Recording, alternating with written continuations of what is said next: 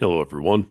Welcome to the Power Man podcast. My name is Rory Paquette. I know you know that. I just love to remind myself and you folks about how grateful I am to be sitting in this chair every day doing what I love.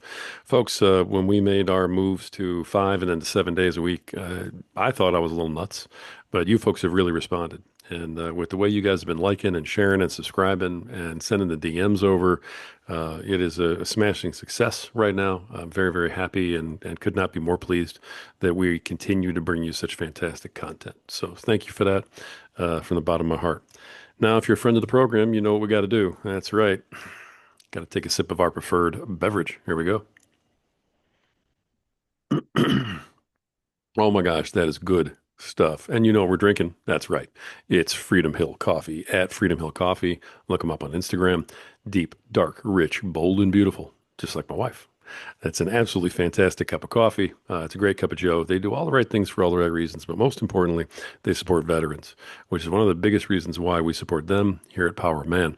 If you are a veteran out there, please accept our thanks from Power Man, including our guest today, to you and your families for your service. We love you and we're glad you have found a home here with us. We have a huge, huge following of veterans in this program, and you all matter. So thanks a lot for listening, folks. As we get rolling here, let me get one more sip of this. Go check them out. Freedom Hill Coffee at Freedom Hill Coffee on Instagram. And one more sip of this so I can keep up with this gentleman across the table from me. Man, that is good stuff. You guys got to go get a bag. It's fantastic. All right, here we go. So please welcome to the show. We got a great guest for you today. 22 years, Marine and Navy Chaplain. He is the author of the book Leadership from Within, Navigating the Path Towards Soul-Driven Success. Please welcome Greg Woodard to the show. Greg, how are you doing, brother? Roy, it's great to be here. I'm doing really well. Thank you. I Thank you for being trust you're on. doing well as well. Yeah, yeah. Well, thanks for inviting me. I appreciate it. It's a great honor. I'm better than I deserve, man. That's how I answer that question all the time, right? But Yeah. I'm getting used to it. So, all right, let's get rolling today. Greg, you've got great story. I can't wait to hear about your book. Why don't you just start us off with who is Greg Woodard? What are you about? What kind of got you here? Yeah, that question, I have so many different ways that I could frame the question. I like to use what I call pillars. I kind of frame my life in three, maybe four different major areas. The first one is before marriage, before, when I was single. That's when I served as a Marine. Um, right out of high school, I decided that maybe the college decided college wasn't for me. I ended up getting my degree, but it took me 10 years of my life to pack a 4-year college degree. And then I've gone on to do some other academic work. But so that's the first phase, spending, some time in the Marine Corps, served during the first Gulf War. So you're going to hear phases of my life. That's the early phase before marriage, as I was growing as a young man, trying to understand what life was. Did my first tour in Okinawa, um, and then and had a great mentor there. About halfway through, I finally decided I needed to come back to my faith. Then my second tour was in California. And then I decided I'd had enough of the military and I got out. That's when I finished my college degree. So we're talking a 10-year span, Hmm? 6 years enlisted, and then I did a little bit of time in the National Guard. And then I went to college, finally finished it off. And then about like towards the very end, I was invited to join a large church staff. And the church is a great church. It wasn't fit for me, and maybe I wasn't fit for them. So that was the difficult. 'Cause I felt like, I feel like obviously you already know I've been a chaplain, so I felt like I had a ministry calling along the way, high school, but it was really hard to figure out how to pursue that. But let me put that aside for a minute. So then I met my wife, so that's the second phase. All Then right. I get married. My wife will correct me on the age. I think I was 32. I was in my 30s when I got married. So that was like, so I spent my 20s wanting to be married. And finally I released all that to God and, just say, it's up to you. And then I served as a singles pastor, and well, that's where I met my wife. So that's a funny part of the story. We got married and since we were, a little bit older, about a year in, we had our first child. So that's the sort of like the second, third together phase. Like now we got a child in the mix, and we're both trying to figure out how to live life as parents. At the same time, so I got married, we bought a house, I went to seminary, and we had a baby. So I don't recommend that. Don't do the path of doing everything all at once. And that's just the way the sequence worked out for me. Yeah. So that was a great experience. Went to seminary, but then after seminary, so this is maybe what phase are we on now? The third or fourth? I'm trying to Heading figure into the out. third. Yeah. Yeah, I think we're still in the third. So trying to figure out what this calling meant because the opportunities weren't presenting themselves. Um, whether I, who knows? I mean, maybe I just wasn't in the right place. God hadn't revealed the full and final path to me. So then I ended up in a great experience, but really, really difficult. I spent 3.5 years working as a pastor, a program director of a program dean. It was like an academic model. It was in a faith-based drug and alcohol recovery program. So I was working with long-term addicts, pastoring in that kind of environment. And that's where I began to understand that I think my niche is not in the local church. Now, don't get me wrong, I love the local church. It's been foundational in my life. I was saved as a young child in the local church. But leadership in that environment wasn't where I was called, and it took me until that experience, and then to figure out that perhaps this is a direction, this whole institutional idea of what ministry is, sort of a social safety net kind of a place. But then about 3 years in, I started realizing that I was getting pretty burned out. Long story short, Army chaplain called me. I said no. I had four reasons. I mean, I'm happy to share them, but I basically just felt like we were too established. We didn't want to uproot our kids. We had lots of values around being near family, that kind of stuff. So I said no. Well, then that job went away. It's a nonprofit, so sometimes financial things happen, and Uh, there were some staff that were let go, and the same Army chaplain that I had said no to emailed me. This is probably, oh, I should probably put in there. My dad also died during this season. That's an important component. I don't mean to dishonor his memory by not putting that in the conversation, but that was a really formative experience as well. So I had all these things happening. Dad died, then job loss. Well, then this chaplain called me, and I emailed my wife, and I said, I think we ought to think about this whole long email with all the benefits of why I should consider being a chaplain. And I thought sure she'd say no. And well, she didn't. She said, well, I think you're right. So within a couple of weeks, we had an Army chaplain. I ended up in the Navy, but I started off with the Army. And then just through the whole sequence of events, about a year-long process, I went through ordination and ultimately was commissioned as a Navy chaplain. So that's the fourth, I guess, fourth or fifth phase, and then and that was a great journey for my family, for me, for my wife. My kids flourished. I think they look back. I think all of us look back, and we realized it was hard. There were certainly challenges. We had to uproot them very often, 2 to 3 years at a tour, and we'd move somewhere else, which can be great because they get to see a lot of things, a lot of parts of the country, but then it can be a negative because they leave behind friends. They still have friends from those experiences, but they leave them behind. They go to new schools, have yeah. to reestablish.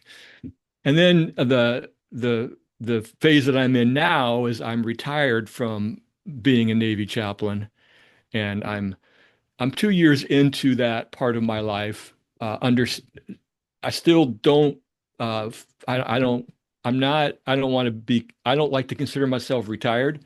I'm military retired, and it's opened up some freedom in my life to be able to do some things, some of the things that I'm pursuing and that I'm sure that we'll talk about here. So that's sort of like a, a overarching like, and there's pillars along the way. All those experiences have given me pieces that have come together, both in the last phase in the chaplaincy life, and then in this phase in what I'm currently working on. So that's me in a nutshell. Nice. Nice. I love the way you had it all organized. I mean, that's pretty easy to, start chopping away at. So let me get a couple of questions in about some of these pillars. When you entered the service, you went right out of high school. And you said that it was in part reason because, college decided they didn't, want to have you there, right? So, um, but what made you want to go to the service? Not into trades or something like that. I mean, there's a lot of options we all have, and not everybody chooses the service. So, what was it about the service that was attractive to you in the first place?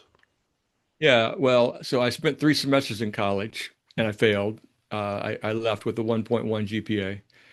So I knew that, and then I got tired of looking for jobs. You know, you have a high school diploma, middle of the road. I was basically out of 100, I was like number 50. Hmm. So, I just got tired of looking. And one day I walked into an armed services recruiting center where all four branches, I don't think the Coast Guard was represented in that environment. I can't remember, but the Army, the Navy, the Marine Corps um, were all represented. And the Marines were the most responsive. Of course, I'm biased. I mean, I think the Marine Corps looks the best in their uniforms. Now, I mean, if you got veterans of all the services that are listening, so We do. but the Marines know how to dress, and they were just really they were super responsive in that environment. And I was at a phase in a season where I needed to do something in my life, and I needed an adventure. Um, I wish, and you're going to hear some of this probably a little bit about the chaplaincy later. It wasn't planned. I didn't go in like I'm going to join the Marine Corps. I went in and I ended up joining the Marine Corps. And mom and dad were involved. I was old enough to make my own choice, but I honored them by this is a big deal. This is a big, we hadn't talked about it. But it was the right thing to do in that in that season of my life. I look back and I learned a lot. I needed structure. And I had a great upbringing. My mom and dad my dad's now deceased. My mom's still alive. And we had a great family structure they loved us, they supported us. Um, but for me, I needed to develop some of my skill sets and some framings of my life and how I really wanted to order my life, and that's led into the things that I've been able to accomplish since that Nice. season and going forward. So I Nice. don't know if it's not a very good answer of the why. It's like, some people have this like this is what they've always wanted to do. And well, it wasn't that, but it was the right thing at the right time. Sure. For a lot of people, honestly, it's what was practical, at that moment. And it just made sense. So, I mean, I Yeah. hear you loud Yeah. and clear. Yeah. Now, when you went in, you didn't go in as a chaplain then. No, I did not. I went in as an enlisted Marine. Okay. So yeah, it's a good clarifying point. So I went in and then later on, a lot of years later. So I served in the Marine Corps during the first Gulf War. I entered the Navy as a chaplain after the second Gulf War. So you can see the year gaps. Mhm.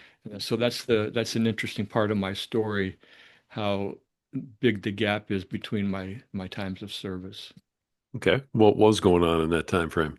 That's a great time to tell the story. So, Yeah, well, I mean, that's when I got married. That's when we had kids. That's when mhm. I went to seminary. That's when I began working. I don't know if that's the right sequence. I began working in that faith-based alcohol and drug and alcohol recovery program. The biggest thing was working to put food on the table, to be supportive to Vicky, my wife, to raise our children well. And we spent 10 years, the earliest years of our children's lives, not in the service. And then life happened, the job transition happened, my dad died. My dad's death one of those rock my worlds moments. I've always been close to my parents. Probably still would be considered a mama's boy. I have a close relation. I've always had a close relationship with all of my family, my siblings. I have a brother and sister, both younger. Um, so I think when my dad died, it was one of those moments I went through. I was too busy to grieve. That's the way I thought. Like, does, and looking back, it doesn't make sense. But you can't dictate when you need to grieve. But I didn't let myself grieve. And then it's just like you're gonna basically whatever goes on inside you says you're going to grieve. And if you don't, this is gonna happen. And so I finally did enter into a season of grief. And it really happened after I left the organization that I was in. But my that was a really formative period of my life where I started to look at the legacy that I wanted to leave. My dad had left a good legacy for us. I was looking at what legacy I was leaving for my kids. And it just opened up a new frame, a new opportunity to think about life in a different way. And I think I'm straying from your question, but that's sort of so then, that led me into this pursuit of the naval chaplaincy. No, you're totally fine. The story is what it's all about. So I mean, it's pretty clear that losing your father was a big pivotal moment for you, impacted you pretty hard. Oh yeah, I went through a deep season of grief. Yeah. That alongside losing my job. Um, I could if I do too much talking about this, I'll probably get emotional, but I could tell you I was never clinically diagnosed as depressed, but I was in a depressive state. I Sure. mean, we lived in Minnesota. This is happening during the cold, dark winters of Minnesota. I didn't have a job. I There's probably some personality pieces to me that made me wonder if I was ever going to be good enough for anybody ever again. Yeah. Like I took the worst possible scenario that could happen. We'll lose everything. And I have a tendency sometimes to like look at the worst possible scenario. And that's sort of what I did then, and it was yeah, so some men entered my life that helped me to navigate my way forward and to begin again to believe in myself. And I went through some grieving. I joined a grief share. I We had a pro council that was alongside us. We had neighbors we had a great church. So a lot of things were part of that time where I began to heal again and understand that there still was a future and a hope for me. Nice. Nice. Nice. It's I'm glad that you're able to get through that like that. I mean, that's where a lot of guys get stuck, because it's Yeah. difficult for men especially to kind of express that. So, was that difficult for you to, look for that help? Oh yeah. I've since learned. I Yeah. spent 15 years as a Navy chaplain. Like, Right. dude, you better ask for help if you need it. Um, yeah, it was hard for me. I didn't really. I've always been. I've always been an introvert. That's just an innate trait of mine. Um, I don't like to ask for help. I like to be seen as the guy who knows what he's talking about. I don't like it when things are revealed that I have weakness. These are all maybe not for every man, but it's a very common thing that men have a hard time asking for help. So I was definitely right there. But I always maintained I had two specific people, two guys. One was my pastor, and one was he's to this day he still works as a coach.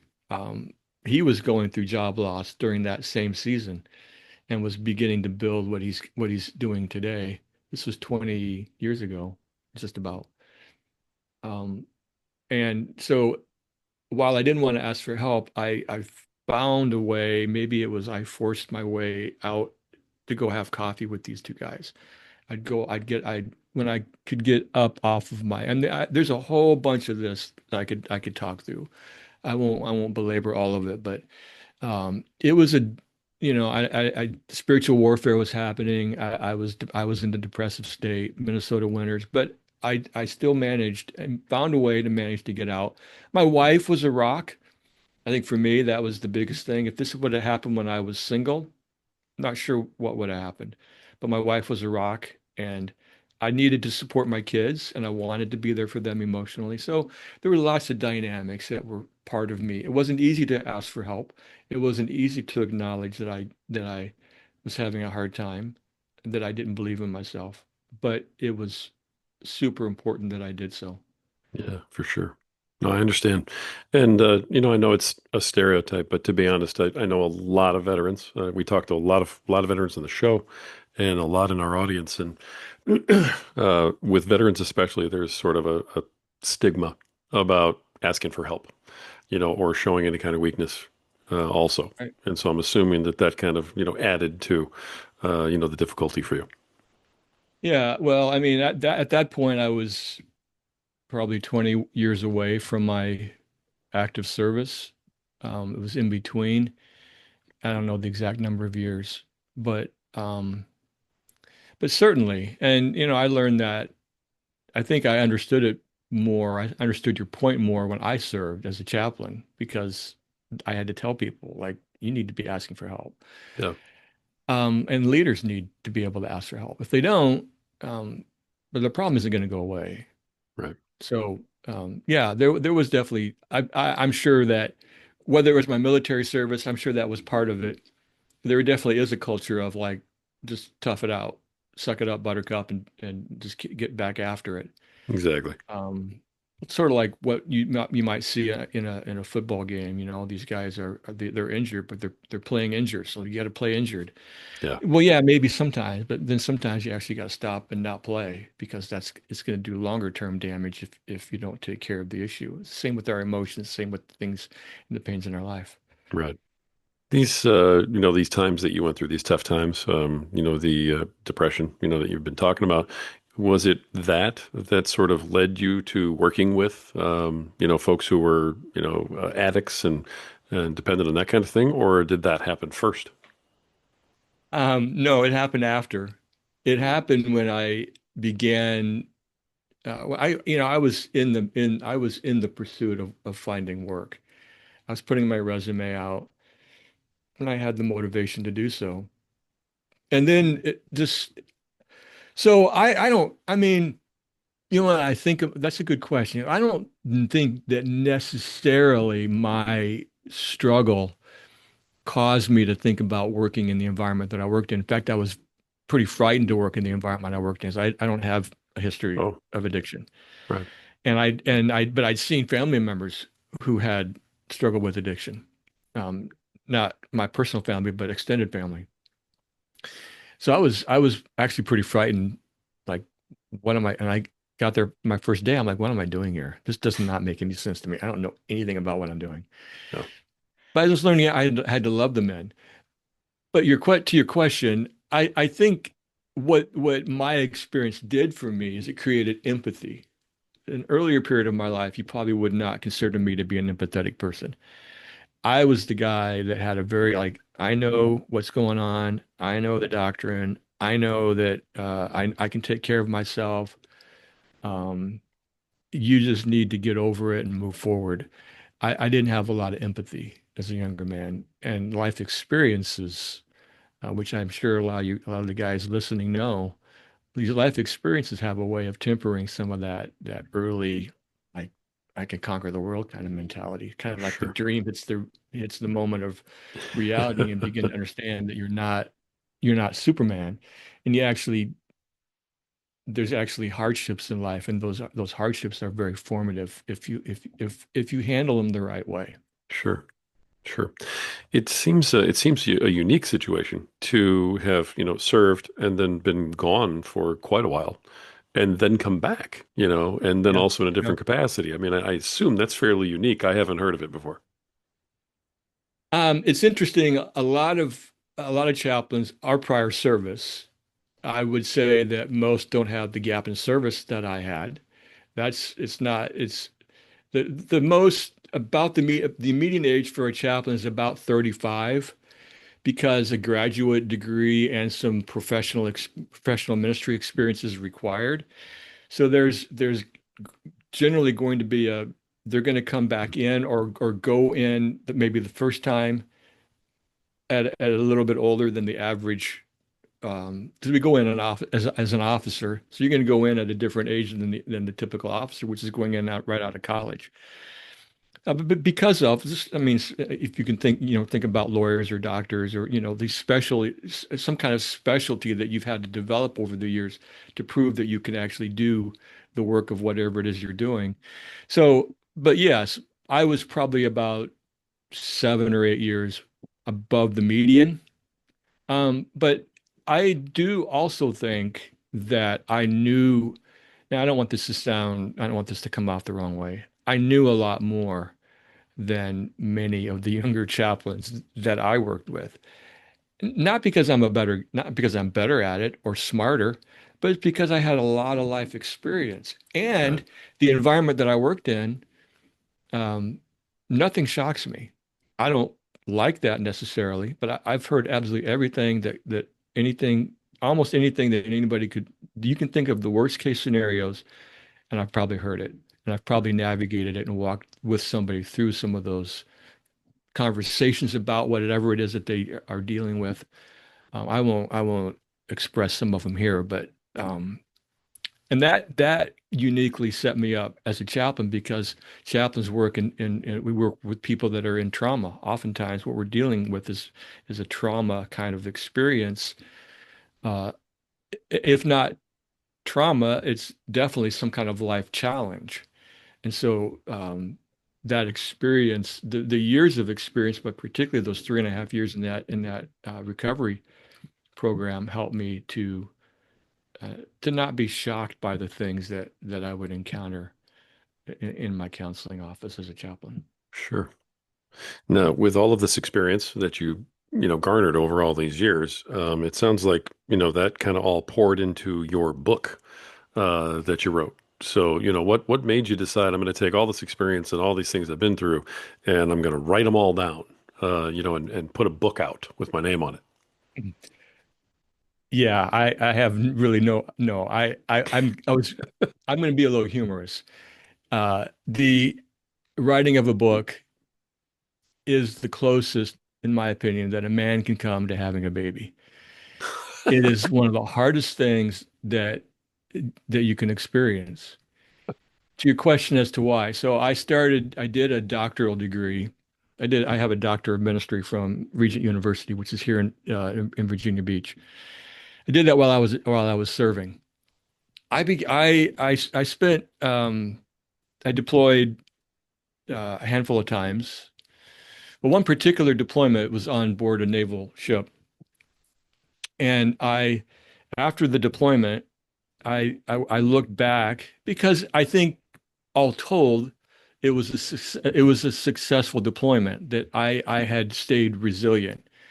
Not always, but as a whole, I came out of the deployment having had the opportunity to help a lot of people, which meant that I had done something to take care of myself because you're basically in that environment, I was the only caregiver. You might argue the doc and the dentist and, you know, other people are caregivers, but I was the chaplain. I was the only chaplain for 800 personnel. I didn't see all 800 personnel, but probably all 800 personnel heard me in different ways because I'd communicate through the mass comm system. But so that I sat down after I got back from deployment and I journaled, I wrote a few blog posts like how did I stay resilient? And I began to understand uh, that soul care, which is what this is what I term it. I term taking care of yourself. At least one piece of taking care of yourself is soul care, and I understood that my to keep my soul healthy, I participated I would take care of myself physically. I would, as an introvert, this was harder, but I would find ways to stay connected relationally with peers because people were coming to me asking me for help. That happened all the time, all day, every day. And I was always giving. But I also knew that I needed to be in an environment where it wasn't me being the chaplain, it was just me being just hanging out with somebody that we were just talking about life.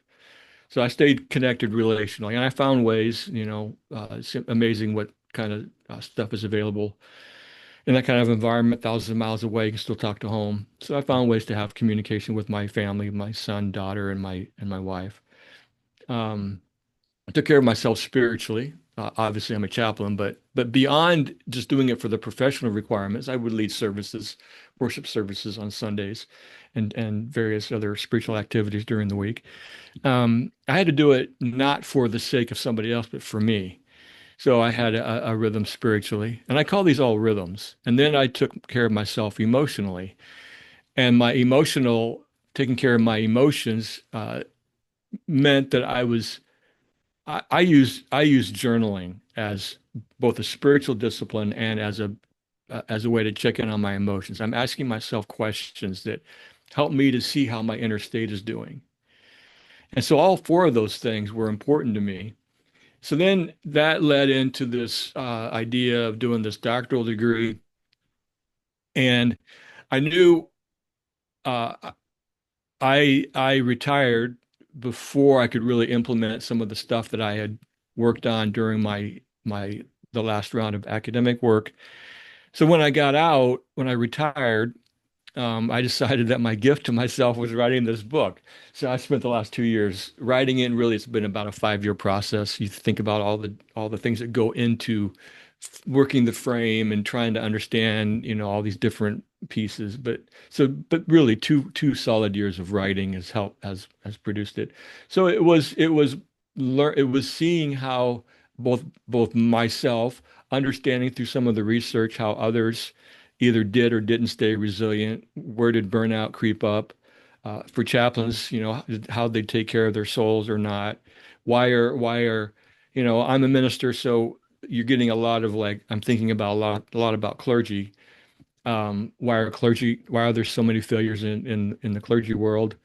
Um, so all of that, I knew there was more than just the academic piece of the doctoral work that I needed to flesh out and try to look at the model in a deeper way and really work towards a holistic. There's certainly other rhythms that we could talk about, but for me, the key and the genesis was that deployed experience, and those were the four that I just mentioned that were formative to my resilience and were formative in what I've written about in the book. I hope that answers the question. Hmm. Um, Yeah, yeah. it does. Yeah, absolutely. All right. How long ago did the book come out? So the book's in final production right now. Oh, excellent. Okay. It's not out yet, but it's coming out. It'll be out this fall, probably November, more likely December. My manuscript is in the hands of a copy editor right now. Substantively, the book is done. We'll see what I happen to be working with a lady copy editor, so we'll see what she has to say. But all the work of it is done. Cover design is completed, and I'm pretty excited about the steps that we're in right now as we get close to the finish line. That is great. Well, my apologies. When I saw in your bio it said upcoming book, I thought you were working on a second one.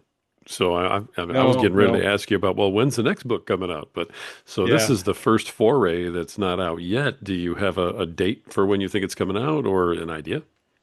yeah. I think it should be ready to go out the middle of December. Oh, wow. So Okay. there's a lot of pieces to, when you think about when to release a book.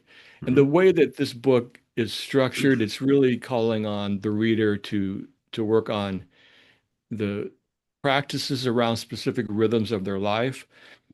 Year end is for me always been a time where I've evaluated the year past. I'm looking forward to the year ahead. What went well, what didn't go well, what could I improve? So I think the end of the year is when it'll be like mid-December is when it'll be out. Yeah, Excellent. maybe there's a second book in me. A friend of mine yesterday asked me, and I said, I don't know. I got to get through this one first. So Yeah, I was definitely jumping the gun on you, but I just was like, hey, I will tell you about the second book. But no, I can appreciate that. It takes a while to get that done and get it out. So kudos to you for going through the whole process and, putting your heart into this the way you have. Now, all of this experience and everything is also contributed to you and what you are doing now in terms of being an endorsed life and leadership coach as well. You know, that sounds like maybe being a chaplain may have prepared you for that. What made you decide to make that shift? Okay. All right. So here we go. This is one that's really We're gonna strap in now. Here we go. I All right. I like I really I've evaluated. I thought about. I loved my time in both times of my service, um, but it was also really hard. There's a lot of challenges I faced and my family faced. So I've spent a lot of time over the last couple of years thinking about um, a traditional path for chaplains after they retire from the military is to go off and be either a hospital chaplain or be a VA chaplain. I chose not to do that for a variety of reasons. And and so I started to think about, well, what is it that I miss? Because there's some things I don't miss about that time of my life. It was, like I said, positives and negatives. And I thought to myself, what do I miss? What do I want to, because now the book is close to being done. I've got to figure out a new, it's not about doing, but there's certainly a purpose that I had for the last couple of years as I worked on this project. I'd walk in my office and every day I had some writing to do, and I wanted to get this project done. But now it's close to the end, so now what? And so I started thinking about, well, what is it about being a chaplain that I miss? And the one thing, the most important thing that I miss about being a chaplain is the one-on-one interaction I had with people. I'm in a retired place. I work from home, so I don't have people that are knocking on my door asking me for help. So I'm like, well, how can I create an environment where some of that might be possible again? So hence, and I did some work in coaching during my doctoral degree. It's in ministry leadership coaching.